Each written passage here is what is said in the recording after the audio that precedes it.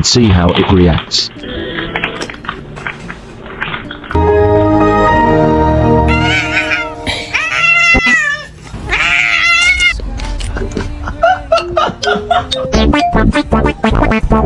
fading away! Brock Lesnar is fading away!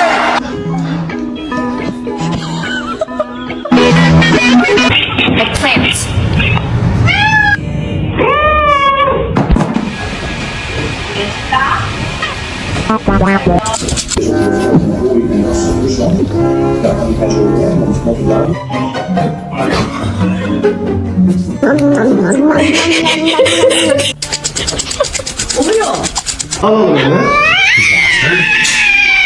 Don't eat my plants. Don't eat my